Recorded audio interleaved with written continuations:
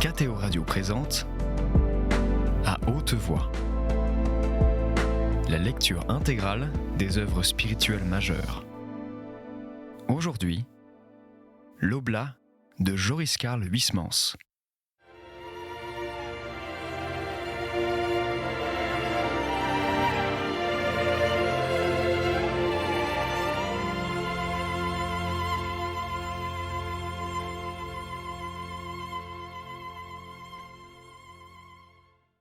Il n'en est pas moins vrai que les vêpres n'ont point ce caractère bien tranché de la prière du soir, si particulier dans l'office, admirable celui-là des complis.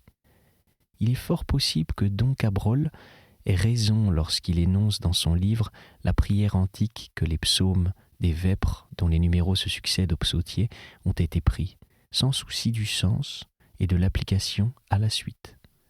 Ces interprétations ne paraissent pas vous satisfaire. Mais notre ami, je n'en sais rien. Il me semble au moins, selon ma petite jugeote, que vous cherchez midi à 14 heures. N'est-ce pas plus simple ?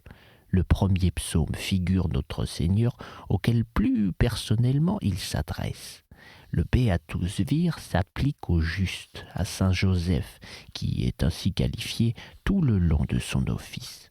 Le Laudate Pueri qui rappelle par ses expressions même le Magnificat à la Sainte Vierge.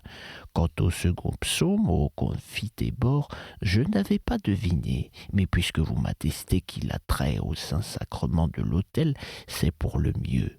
Je puis avec ces psaumes prier plus spécialement Jésus en sa personne et sous les espèces eucharistiques, Sainte Marie et Saint Joseph.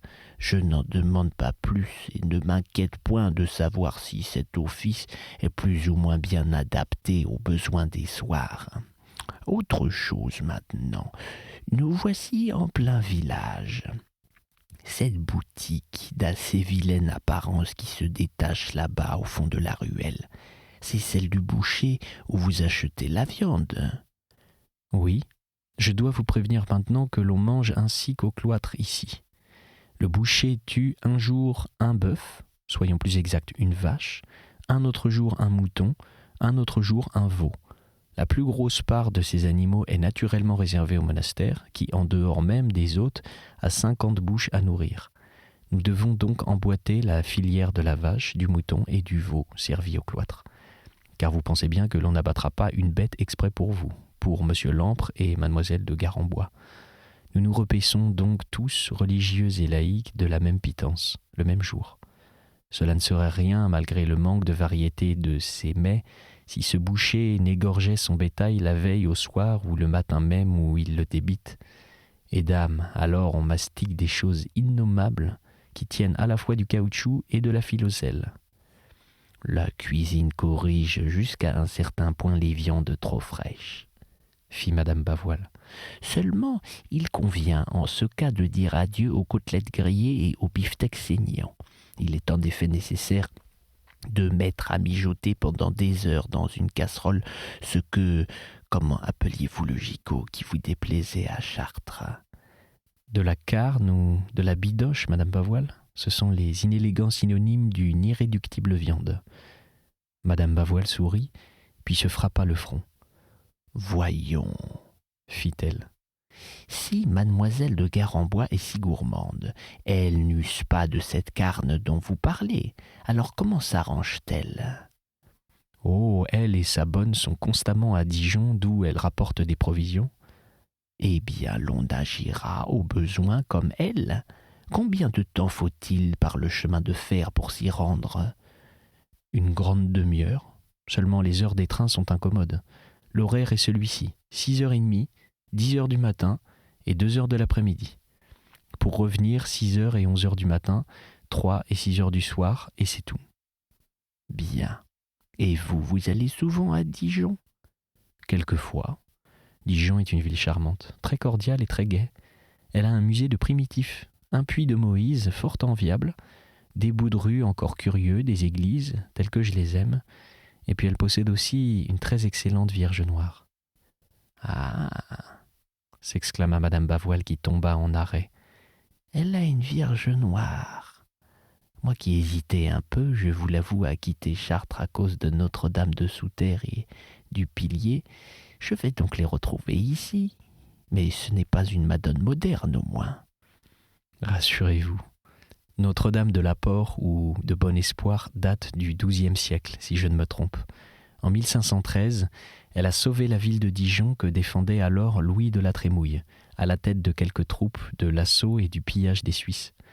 En souvenir de cet événement, l'on fit chaque année, le 12 septembre, une procession en son honneur. Il en fut ainsi jusqu'au milieu du XVIIIe siècle. Alors elle cessa, j'ignore pourquoi. Ce qui est certain, en tout cas, c'est que Notre-Dame de Bon Espoir est en grande vénération dans la Bourgogne. Si son histoire détaillée vous intéresse, je vous prêterai un volume qui narre ses miracles.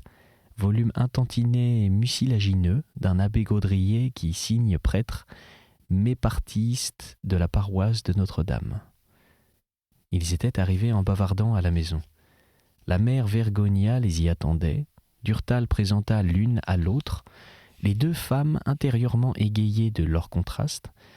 Madame Bavoil n'avait guère changé. Ses cheveux s'étaient pourtant raréfiés, et ceux qui n'avaient point déserté étaient devenus plus blancs.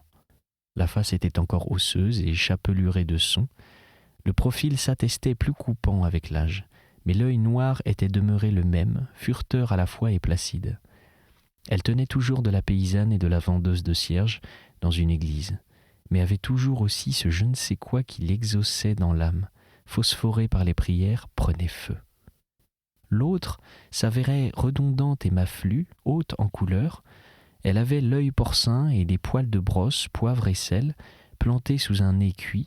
La bouche crénelée de dents couleur de rouille était hilare, et pourtant, lorsqu'elle se fermait, mince et pincée, elle était ensemble une rempailleuse pocharde et une terrienne madrée. On pouvait lui faire le tour de l'âme en une seconde à celle-là. Madame Bavoil la vrilla de son œil noir, puis après un sourire qui en disait long, elle lui déclara doucement qu'elle entendait entretenir d'amicales relations avec elle et qu'elle comptait l'employer souvent pour les gros ouvrages, et sur cette assurance, la mine renfrognée de la mère Vergonia se détendit.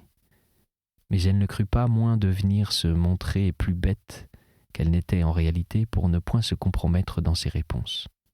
« Alors voyons, » insistait Madame Bavoil, « vous m'affirmez que l'on vend ici chez la femme Catherine du fil et des aiguilles et tous les objets de mercerie. » « Mais ça dépend, ma bonne dame, il y a fil et fil. La Catherine est bien empressée, pour ça vous pouvez consulter, il n'y a qu'une voie. » Madame Bavoil chercha vainement à démêler le sens de cette réplique.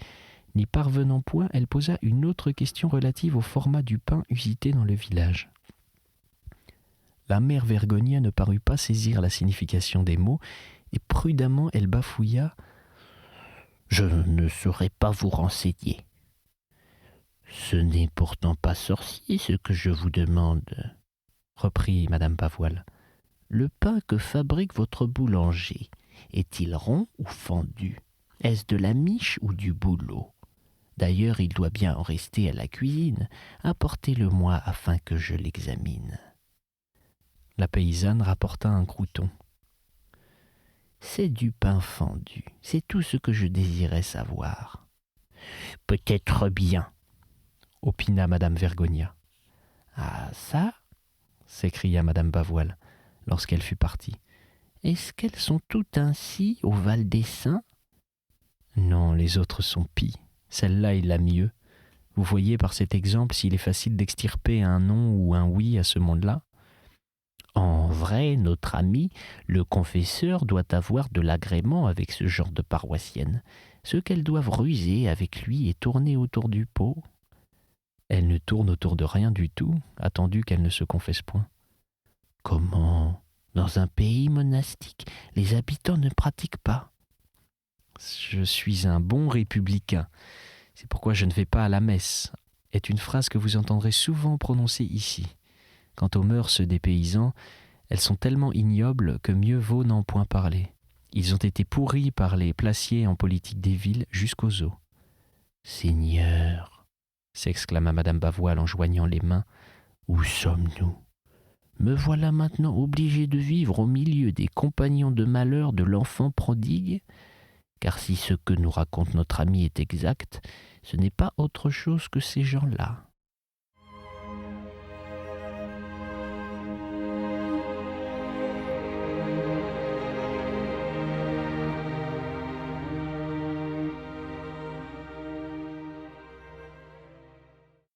Chapitre 3.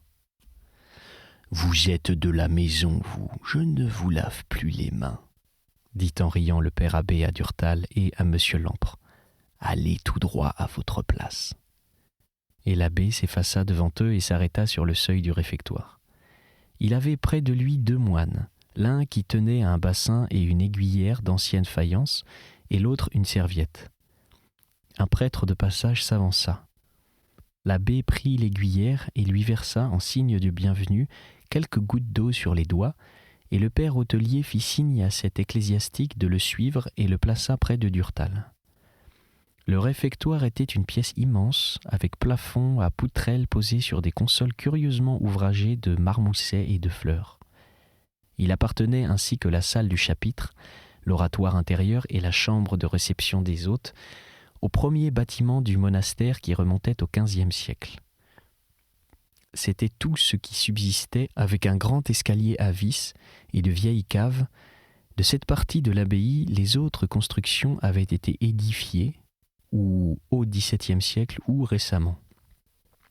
En bas des murs blancs du réfectoire, lambrissés à mi-corps d'une cloison de sapin, des bancs ininterrompus et des tables séparées entre elles pour livrer passage étaient scellés sur un plancher de la hauteur d'une marche, formant de chaque côté, comme le trottoir en bois d'une rue qui serait pavée sur toutes les largeurs de sa chaussée de carreaux rouges. 6 larges fenêtres l'éclairaient de leurs verres dépolis creusés de losanges. Au fond de la pièce se dressait la table du père abbé. Elle était semblable aux autres, mais la boiserie plaquée sur la muraille, derrière elle, s'appointait en forme de cône et était surmontée d'une croix. Cette table était flanquée de 2 autres, une à droite pour le père prieur, une à gauche pour le père sous-prieur qui mangeait ainsi que l'abbé seul. En face d'eux, enfin, à l'autre bout de la salle, près de la porte d'entrée, une chaire, adossée au mur, était occupée ce jour-là par un novice qui préparait la lecture du repas. Tout le monde était debout.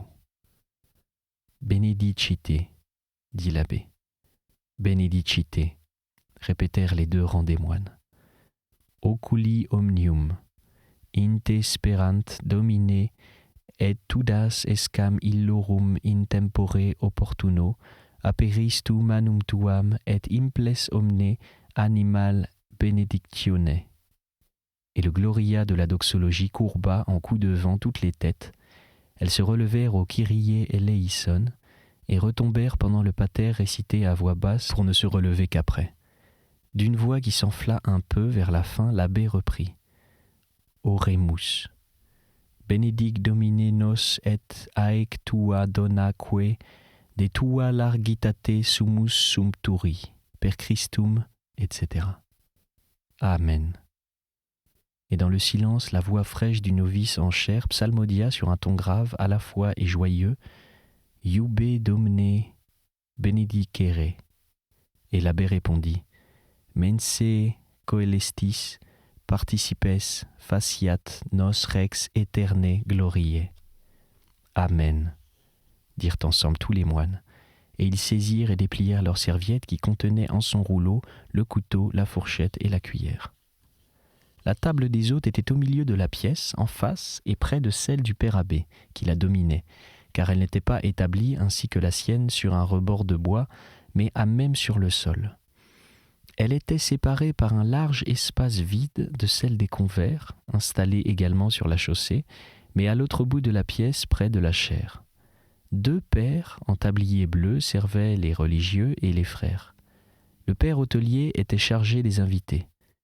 Le dîner des hôtes, car l'on appelait au cloître le déjeuner-dîner et le dîner-souper, était composé d'un bouillon épaissi par des îles réunies de semouilles, d'un bœuf nature, d'un gigot aux haricots, d'une salade durement vinaigrée, d'une crème liquide que l'on buvait avec une cuillère à soupe et d'un peu de fromage. Celui des moines était le même, le gigot et la crème en moins. Les uns buvaient de l'eau rougie et les autres de l'eau. Le silence était de rigueur, chacun mangeait le nez dans son assiette. Et toujours, après avoir psalmodié au dîner quelques passages de la Bible ou au souper, quelques articles de la règle, le lecteur de semaine attaquait une lecture religieuse ou semi-profane, précédée de cette annonce. s'ensuit l'histoire de chapitre temps. Il devait lire d'un ton monotone, voulu, séculairement imposé sans doute pour l'empêcher de plaire à ses auditeurs ou de se faire lui-même valoir, et c'était comme une pluie de mots gris. L'on n'y prêtait guère attention au début, mais quand la première fringale d'appétit était satisfaite, les têtes se renversaient, les reins s'accotaient à la cloison, et si l'histoire était intéressante, on l'écoutait. Elle était malheureusement fort ennuyeuse d'habitude. On avalait des tranches historiques insipides ou, ce qui était pis, des morceaux de vie de saint, écrites dans ce style oléagineux, cher aux catholiques, et parfois alors un sourire courait sur les lèvres des religieux, en entendant pour la 1000e fois des expressions fatiguées de ces regaines. Ceux qui avaient achevé leur repas essuyaient leurs couteaux et leurs couverts qu'ils réenveloppaient après les avoir lavés dans leurs serviettes. Le père abbé regardait si tout le monde avait consommé sa part de fromage, et d'un coup sec de son petit marteau, frappant la table, il arrêtait la lecture. L'hebdomadier interrompu changeait de voix et lançait alors sur un ton modulé et plaintif « Tu autem domine miserere nobis ». Et tous dans un brouhaha de pieds se levaient et répondaient sur le même ton « Deo gratias ».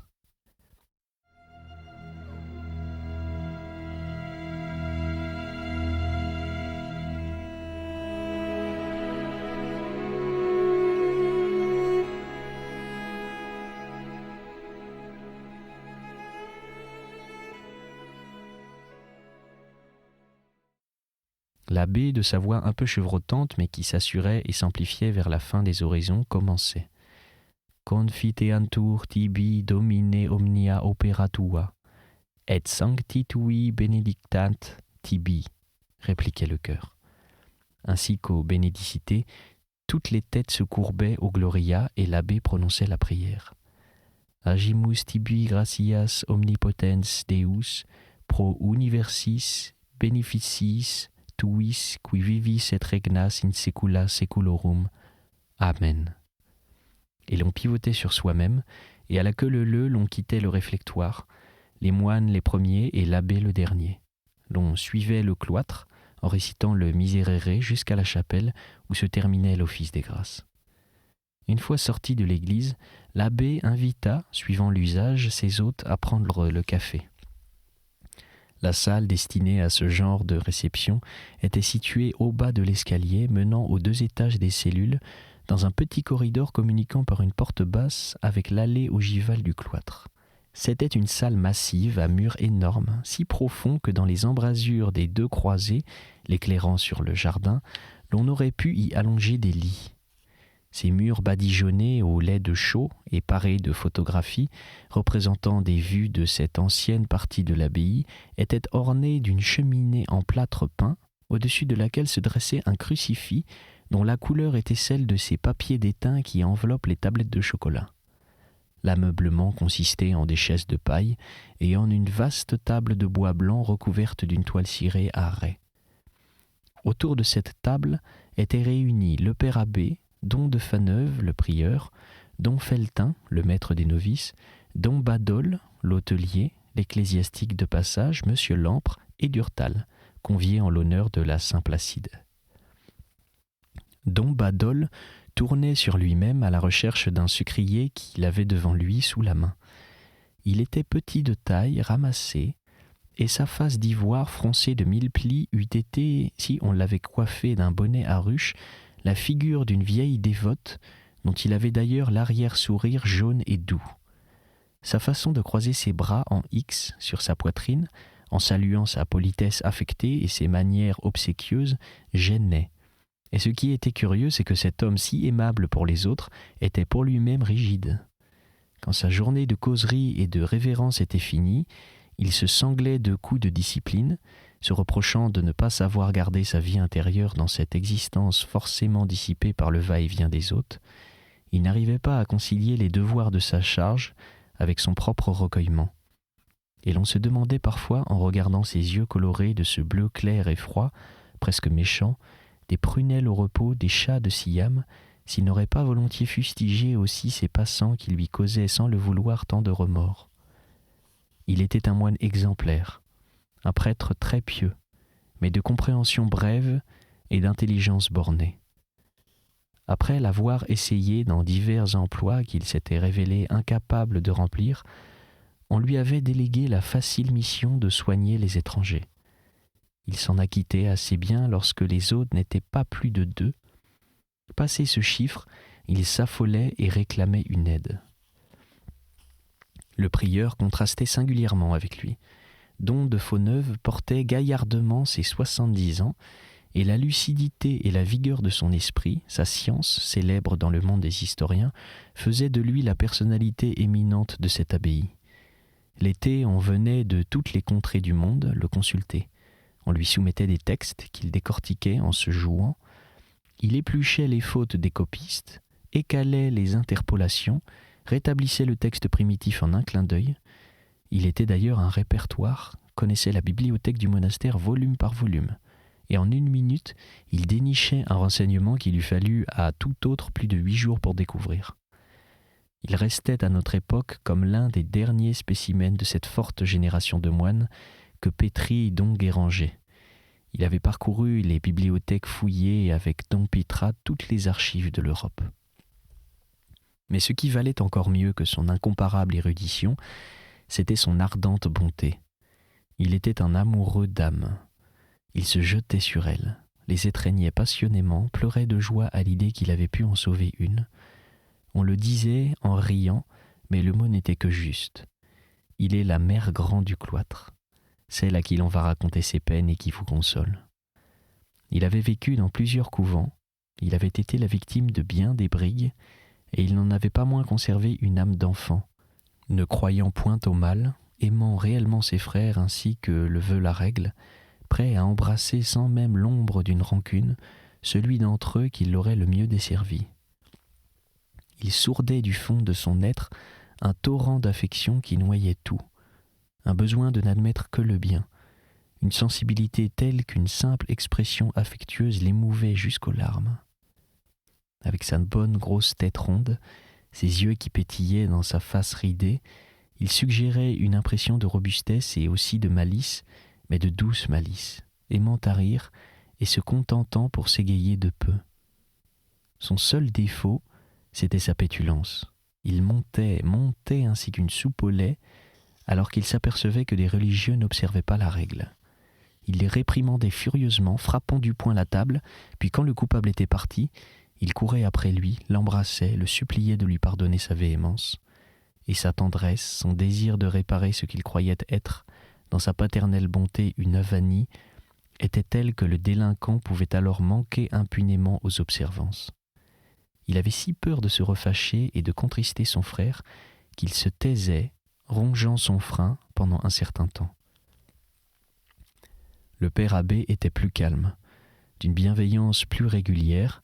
Il fermait les yeux sur le travers de chacun et regardait son prieur jouer le rôle de père fouettard, sachant fort bien que les remontrances n'étaient que le prélude des gâteries, aussi souriait-il et des unes et des autres. Lui se bornait, à près de 80 ans, à donner l'exemple. Il descendait, rasé de frais, 1 demi-heure avant tous les siens à l'église, et il y méditait et priait jusqu'aux matines, et les jeunes gens qui avaient un peu mal à s'extraire, l'hiver, à 4 heures du matin, du lit, vénéraient ce grand vieillard émacié, un peu voûté, qui ressemblait avec son nez et ses lunettes au cardinal archevêque de Paris, et ils admiraient sa résolution de n'accepter aucun bien-être et aucune de ses aises qu'eussent amplement justifié son âge et les infirmités dont il souffrait. Il y avait au reste beaucoup de finesse sous la bonhomie de cet excellent homme, si prompt à ne jamais sévir. Il connaissait très bien les défauts de ses enfants, et il les définissait parfois d'un mot drôle. Le père Titourne, disait-il, d'un prophète toujours éperlué, toujours en retard aux offices, le père Titourne, il y a des courants d'air dans la cervelle. Que voulez-vous que j'y fasse ? C'est un monastère trop débonnairement mené, grondait le terrible monsieur Lambre. Avouez alors que cette mansuétude prouve la vertu de ces moines, répondait Durtal, car enfin dans le monde, une maison dirigée si débonnairement croulerait, et ici pourtant tout marche. Monsieur Lampre était bien obligé d'en convenir, mais il n'en continuait pas moins de bougonner. Ce petit homme de 70 ans, bedonnant, à la mine empourprée, à la barbe sanglière, aux cheveux tout à fait blancs, était grognon, mais complaisant et généreux. Il était aussi très pieux, mais il ne détestait pas les plaisanteries salées et aimait à rire. Il était le seul qui fût bourguignon, parmi tous ces gens issus de pays différents et répandus pêle-mêle dans l'enclos d'un cloître. « Voyons, » fit le père hôtelier qui rentra, une cafetière à la main. « Le fourneau s'était éteint et je ne voulais pas pourtant vous offrir du café froid. Cela m'a mis un peu en retard, excusez-moi, et veuillez vous sucrer. » Il remplit des tasses microscopiques et versa dans des petits verres de la valeur d'un dé à coudre quelques gouttes d'eau de vie blanche. « Eh bien, dit don de Fauneuve à Durtal, êtes-vous satisfait de la cérémonie de ce matin ? » ?»« Mais oui, mon père, les novices s'en sont expertement acquittés. »« Il faut qu'ils le sachent, car cela les rendra heureux, » s'écria le brave prieur. La Saint-Placide était en effet un événement dans les monastères de Saint-Benoît. Ce saint était le patron des novices et il remplaçait les pères qui s'effaçaient devant eux ce jour-là. Ils exécutaient l'office, entonnaient les anciennes, chantaient les morceaux, étaient en un mot les maîtres du chœur. C'était À Haute Voix, une émission de KTO Radio. Aujourd'hui, l'Oblat de Joris Karl Huysmans. Lecture, Pierre Deveau. Captation et réalisation, Aymeric Plouinec et Thibaut Dagalier. Une émission disponible en podcast sur ktoradio.com et sur l'application KTO Radio.